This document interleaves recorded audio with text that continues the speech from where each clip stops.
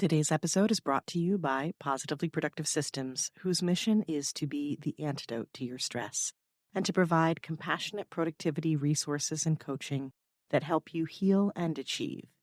Be sure to check out both free and paid resources at positivelyproductive.com/resources. Society doesn't allow us to actually feel our feelings and thus regulate our emotions because it doesn't give us time to. It's a very like that hustle and grind society, that capitalistic, that if we're not making money, we're not worthy. If we're not making money, we're not doing anything. We're very lazy type feeling. And when we're going through things like trauma, grief, anything like that, and scarcity, for instance, then we're feeling like I can't deal with these feelings or do anything about it. So I need to put it on a shelf, and God knows if I'm going to be back.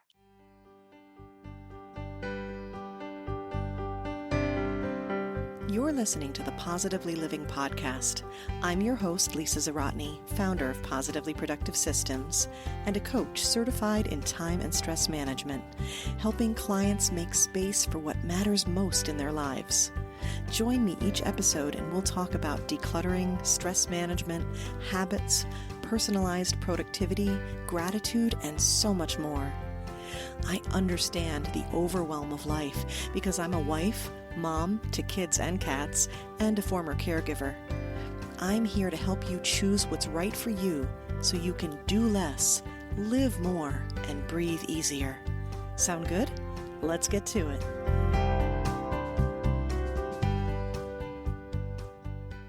Welcome back to the Positively Living Podcast. I'm your host, Lisa, and today we're getting emotional. Okay, if you know me, you're like, what else is new, right? This episode does have to do with emotions, but instead of grabbing our tissues, we're going to take a behind-the-scenes look at how they work and connect to our intuition. Today, I welcome Kristen Kubik to the podcast. Kristen's a former corporate marketer turned entrepreneur with backgrounds in business, graphic design, and life coaching. As a certified life coach with certificates and courses in psychology, as well as years of experience with complex PTSD, she prides herself in helping people feel their feelings and connect to their intuition. And she does it in such a unique way with makeup. Yep, you heard that right. Kristen is an incredibly colorful person, figuratively and literally, with a penchant and a talent for makeup, and she has gorgeous multi-tone hair. All of that represents her authentic stance in this world. And it's that authenticity that drew me to her. Today, we are digging in deep, as I love to do, and exploring how our emotions and intuition connect. When we're able to process our emotions and tap into our intuition, we trust ourselves and we're able to show up authentically. This conversation covers self-awareness, but also provides guidance on what to do with that self-awareness.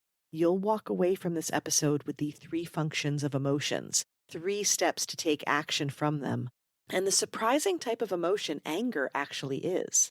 Also, what you need for healthy emotional regulation and the one super simple habit you can do every day to strengthen your intuition.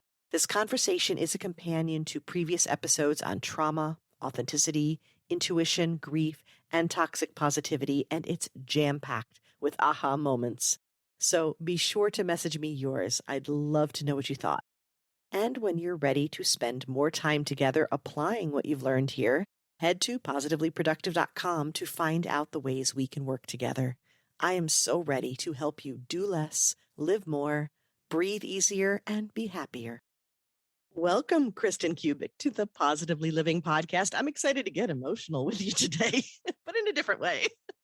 I'm so excited to be here and get emotional. I love it. So before we dig into the topic at hand, I would love it if you'd start us off by telling us a bit about who you are, who you help, and really what makes you light up, what you love to do. Well, first of all, thank you so much for inviting me. I'm so excited to be here. First and foremost, my name is Kristen. I actually started off as a business coach. Came from the corporate marketing world and I hated it. I absolutely hated it. I went into it because that's what my parents wanted me to do. And I moved to the DC area. It's what everyone else was doing. I hated it. I really did. I hated waking up at 5 a.m. The whole thing.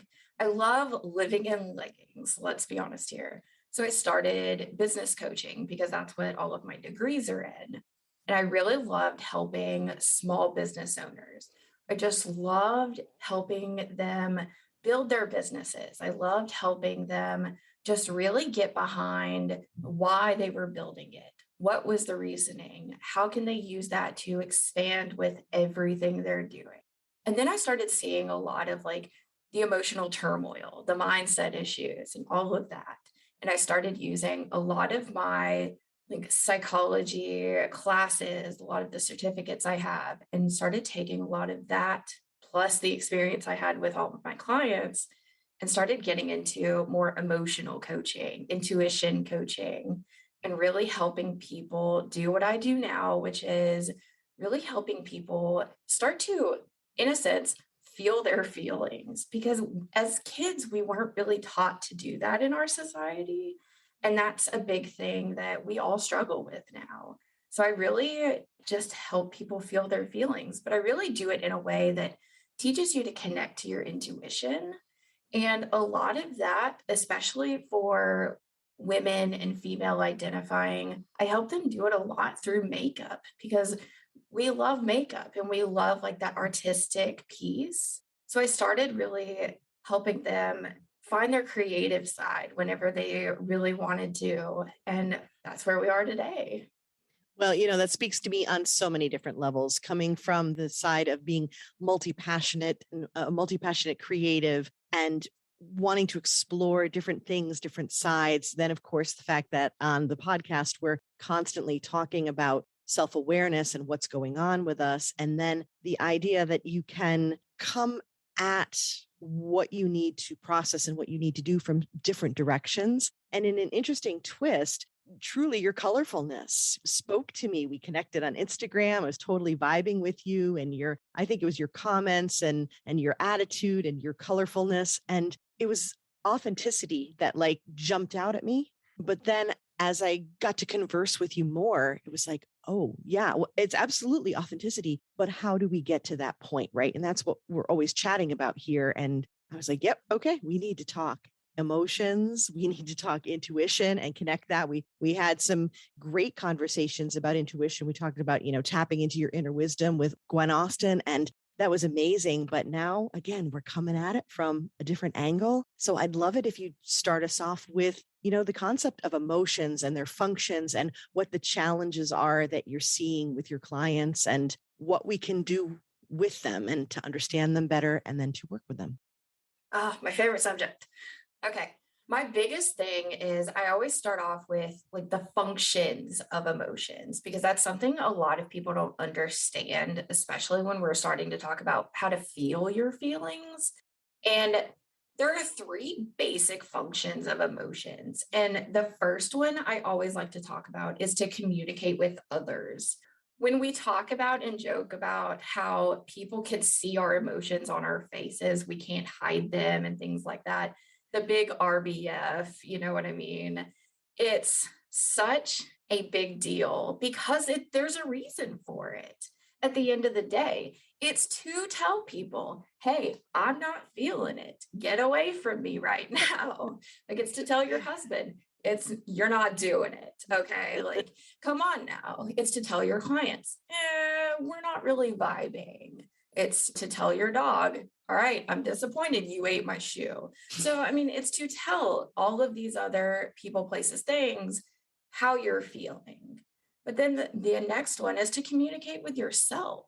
If you really pay attention and listen, and this is something like I really go deep with my clients a lot of the time, it's to sit with and figure out where in your body you're feeling this emotion, this feeling. Because when it starts to actually communicate with yourself and your body, you're really able to, and this goes into the third one, take action. Because that's what else emotions do. They prepare us to take action. Whenever we really pay attention, we can figure out which actions we want to take. So, like if you're angry, Then you can figure out why you're angry. Where do you really feel that anger? Is it coming from a place of fear? Is it coming from a place of frustration? Those two different answers are going to vastly differ in your actions and where they go. I love that number two is talking about communicating with self. I feel like that self portion of it, and it's probably why I'm, not shutting up about the whole, it's not just self-awareness, but it's, self-actualization. It's self-management that we're talking about. But it's so often we talk about relationships and communication and trust, and we think of it as outward with others. Absolutely true. Definitely important. But we also need to make sure we're turning it inward as well. And I love that idea of communicating with self. And then, of course, the third one you're talking about, taking action, but even more so is that the choice that's within that. Exactly. And to go along even with the communication with self and to keep on with our topic today, a lot of the portion of that is you can really only start to figure out the communication with self if you're connected to your intuition. Because there's a really big difference between coming from fear and coming from anxiety. And if you're wrapped up in all of those feelings, you can't figure out the difference in what is your intuition telling you, what is your body telling you, and then what is the anxiety telling you. And those are also going to result in different actions. Okay, yeah, let's dig a little deeper into that. I'm liking this a lot because I recall, of course, I've listened to so many of your videos on Instagram, but also the idea that anger may not be what we think it is, right? Right? Isn't like a secondary emotion or something, that's it's not quite a root one or something. Hoping you can dig into that, and then also what it is that this would be like, taking action step one here of kind of how to process some of this. Can you dig into that? Absolutely. The way I put it is there are three ways, or there are three steps to basically getting to the action you take. It's feeling your feelings, which Mhm. is a physical sensation, a bodily sensation, figuring out where in your body it is, how your body's reacting to the feelings you're feeling. Then comes the emotion, which is obviously your mind portion. What is happening in your mind? What is going on? How are we actually going to react to this? And then comes the reaction. So your reaction is based on your emotion, but your emotion is based on your feeling. And your feeling comes from your intuition. And when we really talk about like the intuition, we're really connecting to our gut feeling. So going right down to that point where we're talking about the gut and the intuition, and that's the driver. What is it that we can do? So I guess the first step is understanding the distinctions, the steps, and the pieces of it. And maybe it is having the feelings, the emotions, the reactions, and reminding ourselves that it's coming from somewhere, that intuition, and making sure that we're tapping into that and understanding what it is. Like, is it the driver? Is that what we're looking for? That's exactly what it is. It's the driver. And then when we go back and talk about like anger, for instance, we're looking at anger, and anger is technically a secondary emotion. So when we look at anger, anger, for instance, is coming from another place. We often get angry, for instance, but we're angry because of another reason, whether that reason is because of anxiety, because of frustration, because of fear. Those three reasons are what's called root emotions. Got it. Those are the very base emotions that are going to drive everything. Anger is just almost how can I put this? A sub driver of that. So you've got like your backseat drivers in a sense, and then you've got like the actual chauffeur. So like your Uber driver, for instance. I love it. Yeah. And then you've got the people who are actually like telling you where to go. Mhm. And then your Uber driver is going to really get you to the action, so to the place you want to go. But if you don't understand who's in the back seat driving you, then you're not going to know where you're actually going. Yeah, that's starting to make sense here. So when you're talking about anxiety, frustration, fear, is grief in that mix as well? Oh, grief is absolutely in that mix. And I actually didn't realize that until my mom died in 2020. I always thought grief was because they break it down in psychology books as like the 5 steps of grief. I always thought grief was in its own category in a sense. But grief is absolutely a root emotion. It's an Uber order rather than an Uber driver. Ooh, okay. I'm liking this metaphor here. Uh, now, I'm trying to remember, and I wish I had the exact phrasing that I had found somewhere on the interwebs with these, beautiful graphics kind of giving you these sound bites of like the aha moments, right? There was something like, and I'll paraphrase, I sat with my anger long enough for her to tell me it was grief. That's exactly what it is. And the only way we can really get to like the root emotion is to sit with it. And that's the hardest part for all of us because a lot of the time we don't have time, we feel like society doesn't let us. Hmm. And we get scared because sitting with our emotions, sitting in the silence, sitting in at nighttime, for instance, those are the scariest parts. I want to dig into that a little further, but before we do, I want to step back just for a moment with what you described, understanding like the pieces or the functions of emotions, right? The steps to taking action and understanding those aspects of emotion. Would you say that those are the keys to what we consider emotional regulation, that understanding? Or is there something more to it that we need to know to be able to work with and regulate our emotions? That's a big piece of it. And I'd argue that that's one of the biggest pieces. I think another big piece is understanding yourself and how you work. Because a big portion of it is understanding that we all work differently. Hmm. And I also argue that another big piece is that society is a big portion of it because society doesn't allow us, and this is something I talk a lot about in my content, is just that society doesn't allow us to actually feel our feelings and thus regulate our emotions because it doesn't give us time to. It's a very like that hustle and grind society, that capitalistic, that if we're not making money, we're not worthy. If we're not making money, we're not doing anything. We're very lazy type feeling. And when we're going through things like trauma, grief, anything like that, and scarcity, for instance, then we're feeling like I can't deal with these feelings or do anything about it. So I need to put it on a shelf and God knows if I'm going to be back. You know what I mean? So that's also a big piece, in my opinion. And that might be a bigger piece than understanding who you are, but they're pretty close.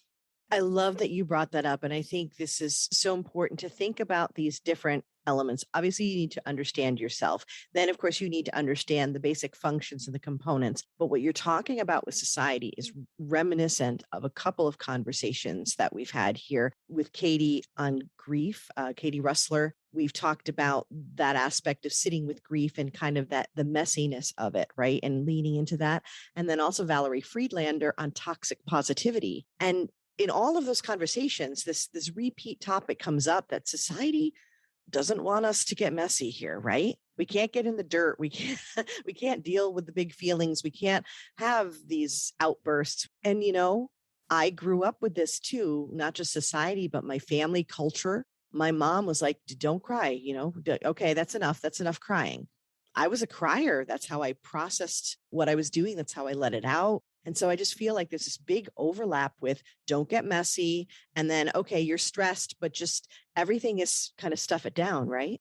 That's exactly how it is. And I grew up with it too. It was a very very masculine, big girls don't cry, and you need to be seen as perfect if you want to be make it in a man's world. And if you want to get in corporate, then you can't do this and this and this. And that was another reason I just hated it. And my mom, she was a very, very successful corporate executive. And so to follow in her footsteps, I mimicked her exactly. However, I hated it. And she fit very well in it because she also grew up in it. But I didn't vibe as well in it. And that's why a large reason why, like right after she died, I dyed my hair hot pink immediately because there was just like that switch that, oh, okay, now I can do whatever I want because that piece is gone in a sense. That corporate perfection is safe to go away now. You were also mimicking her. And as soon as you do that, I mean, that's classic inauthenticity and not in a bad way. You meant well. You were like, okay. It's just like when people come to me and they're like, listen, I tried the system. People said, you'll be productive if you do this thing, you buy this planner, you do whatever. And I'm like, it's not you. That's not the right tool for you. And so the same idea, right, with our understanding our emotions and how we work, going right back to self awareness. You were trying to follow her path, not your own. For a lot of people, myself included, it's also a sense of emotional survival. Oh, sure. Yeah, that makes a lot of sense. I mean, that gets into, I love the discussions about what clutter really is. And sometimes clutter is those coping mechanisms, right? That we come up with where we do this thing and it's like, but that's going to make everybody happy. I'm going to people please, right? You and I, we have such similar paths in that regard. And then when you finally, oh my gosh, what that sense of freedom must have been like. Oh my God, it was beautiful.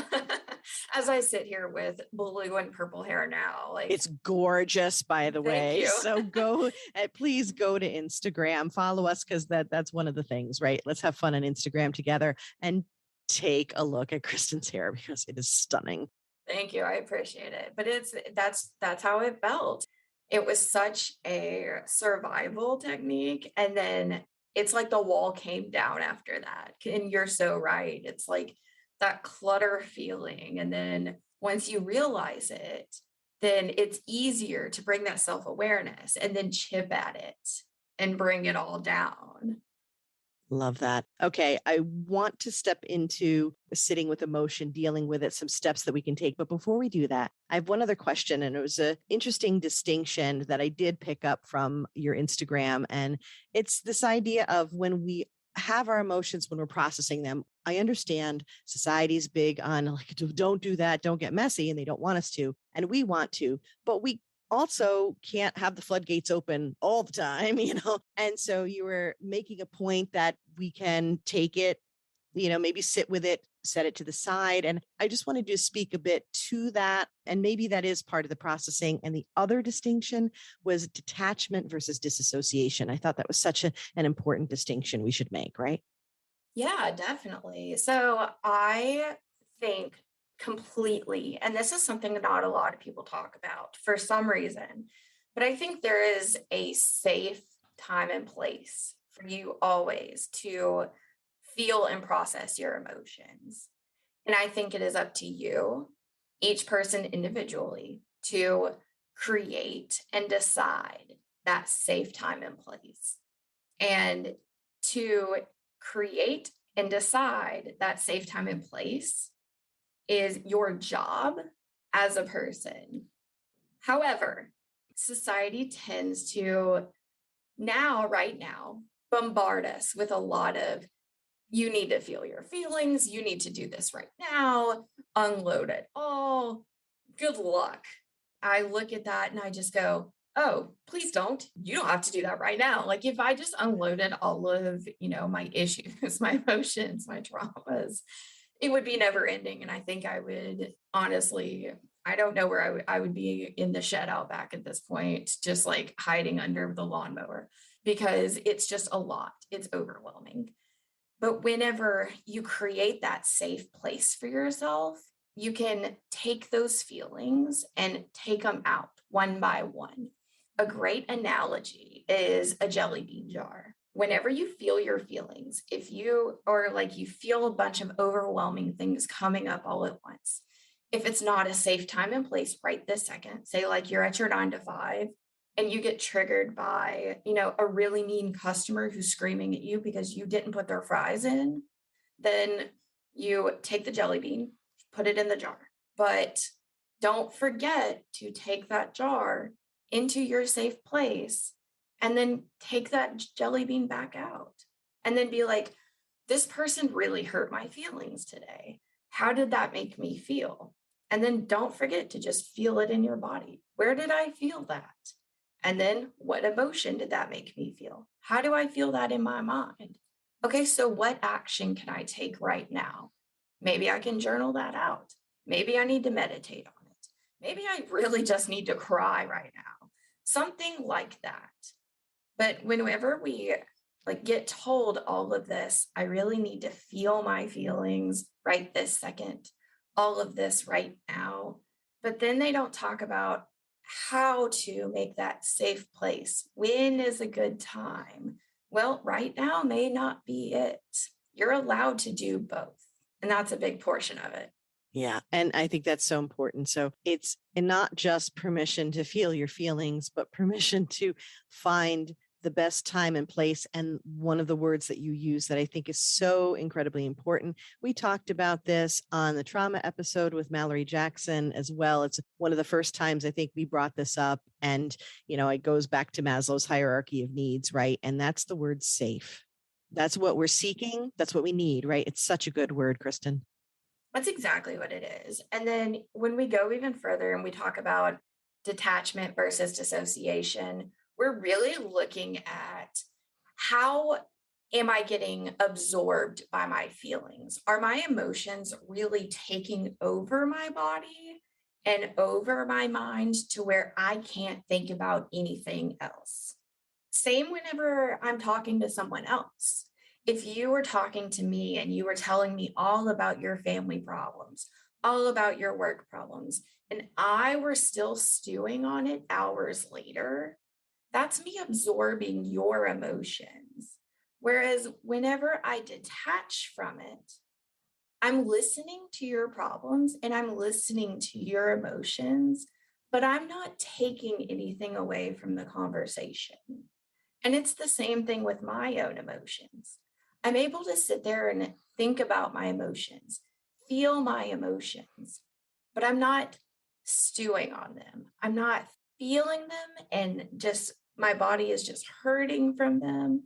And I'm just not even able to do anything because of them for hours, days, weeks at a time, because I'm just letting them go. It is what it is. They are what they are. It's a radical acceptance almost of what the emotion is and how the situation is. Versus when we talk about dissociation, I don't even know what the feeling is. I don't know where it is in my body. I don't know who you even are at this point, type feeling. Okay, I love that phrase, radical acceptance. And what this makes me think of, and with the idea that detachment is what we are looking for. I mean, sometimes that could sound like it's negative, but really what it's allowing us, it goes back to another word I absolutely love that I talk about all the time, space. Creating the space for you to process, to have perspective, and to stay curious. I love that. And that's exactly what it is. It's all about you being able to just kind of hold it in your hand without pushing it into your body. But what you're talking about is a gentleness, and it's a gentleness with yourself. And also what this makes me feel when you're describing, speaking of emotions and feelings, but what I feel is this sense of it's a gentleness so that you're not pushing, forcing, or necessarily having to suffer. Because if you're absorbing it, right, and taking it all in, which I mean, so many people that I know who are so empathic do this, right? There's a lot of suffering that goes with that. Whereas if you are able to create that detachment and allow that space, you can process it and still get where you need to go, but without all the suffering. But without all the suffering. That's Doesn't that sound exactly awesome? it. Oh my gosh. All right, let's do that. I like that plan. Let's all do that. Yeah. So you've actually given a bunch of suggestions within that description of ways that we can go through to sit, to process, kind of the goal that we're looking for. You mentioned things like not only the steps of feeling it in your body and your mind, but journaling, meditating.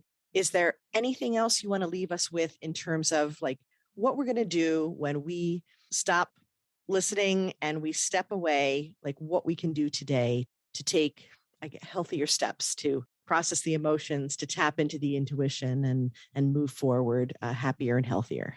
One of my favorite ways, and I gave you a freebie on this, so you can actually link it in the notes, but this is a exercise I love doing with my clients.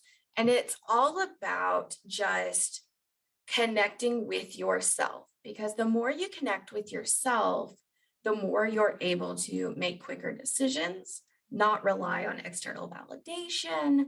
You're just able to, in keeping with the podcast, be more productive because you're just not waiting on anyone else. You're not second guessing yourself. Yeah. And whenever it comes to your emotions, they start to come naturally to you.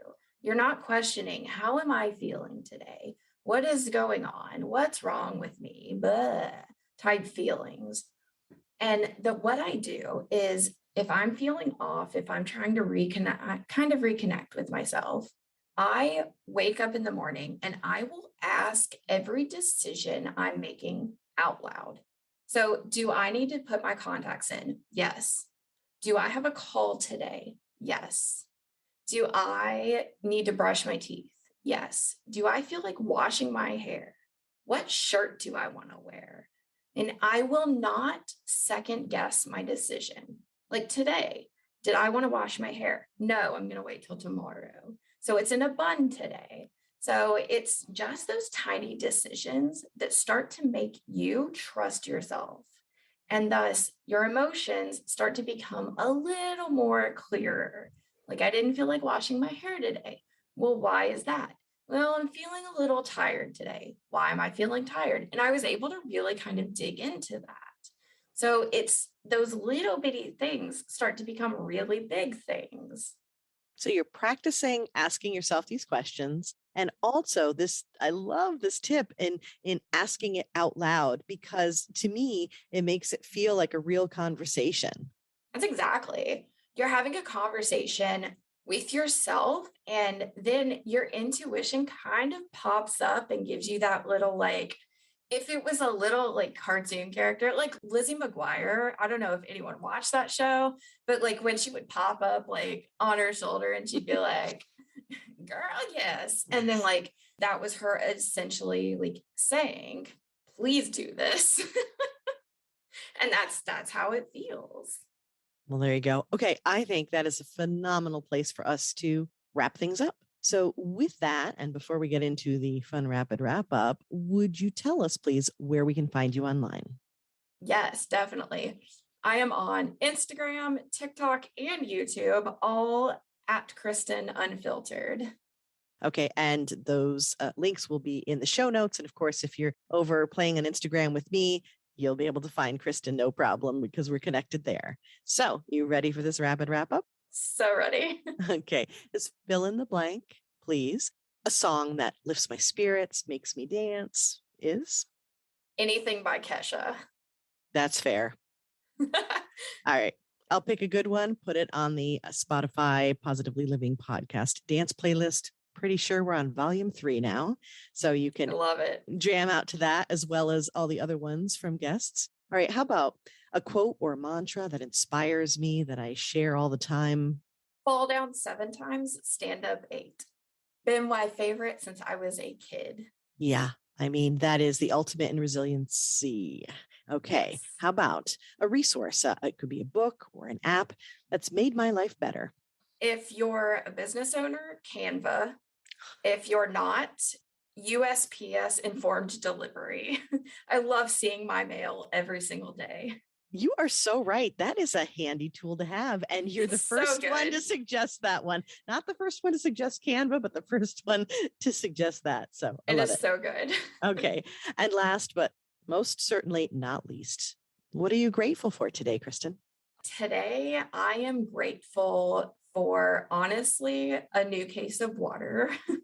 I love bottled water. I can't drink out of the tap just because I have health issues. And so, whenever I got a new case of water, I was so excited. I love that. I love that because when we practice gratitude, it is so important for us to tap into anything and everything that is going on in our lives that we can show appreciation for. And water is most certainly it. It's the little things, honestly. Yes, exactly. It is totally the little things. Well, a not so little thing is you coming here and sharing your wisdom with us. So I am incredibly grateful for you and to be connected to you. So I want to thank you, Kristen, for shining your light in this world and for sharing it with us today. Thank you so much for having me. This was amazing.